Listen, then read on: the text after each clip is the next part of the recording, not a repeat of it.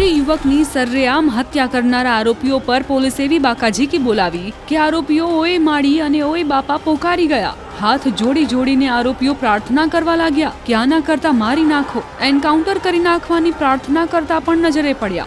मुख्य आरोपी भार्गव उर्फे लालो माड़ी तो पोक मूकीने रड़वा लाग्यो।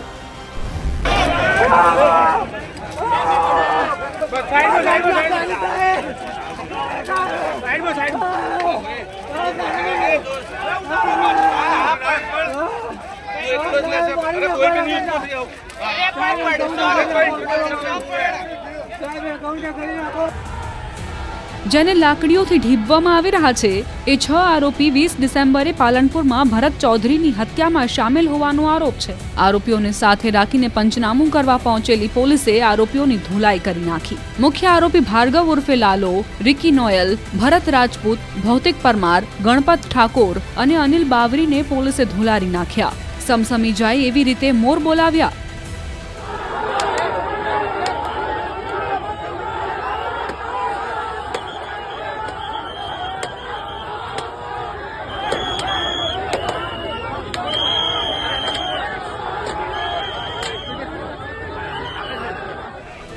પોલીસે આરોપીઓને ધોલાઈ કરતા જ એકઠી થયેલી ભીડ ગુજરાત પોલીસ જિંદાબાદના નારા લગાવવા લાગી। લોકોએ પોલીસની કામગીરીની ભરપૂર પ્રશંસા કરી। ચૌધરી સમાજ દ્વારા આરોપીઓને ફાંસીની સજા આપવા માંગ કરાઈ છે।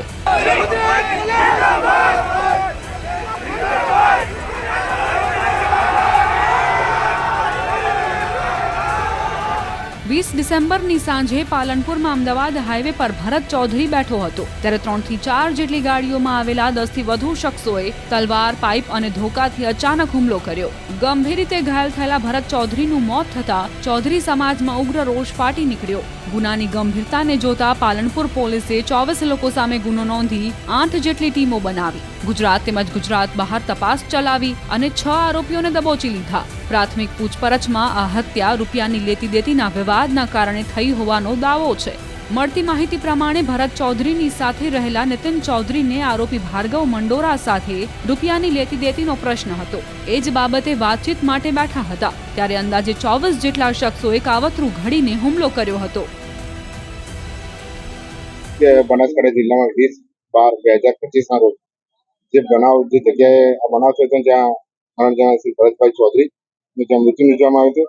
એવા જે રીઢા આરોપીઓ પર જ્યારે પાલનપુર પશ્ચિમમાં ગુનો દાખલ થયો હતો એ બાબતે એ લોકોને અરેસ્ટ કરીને 8 દિવસના રિમાન્ડ લેવામાં આવે છે। એ રિમાન્ડ અન્વયે ખાસ કરીને આજરોજ જે જગ્યાના જે રિકન્સ્ટ્રક્શન પંચનામું કે જ્યાં તેઓ ભેગા થયા અને જેમને ત્યાં કાવતરું પડ્યું હોય અને ત્યાં પછી જે બનાવની જગ્યા ત્યાં લોકો આવ્યા છે તે રિકન્સ્ટ્રક્શન પંચનામું પોલીસ દ્વારા કરવામાં આવ્યું છે અને પૂરતો પોલીસ કાફલો બંદોબસ્ત સાથે કરવામાં આવ્યો છે।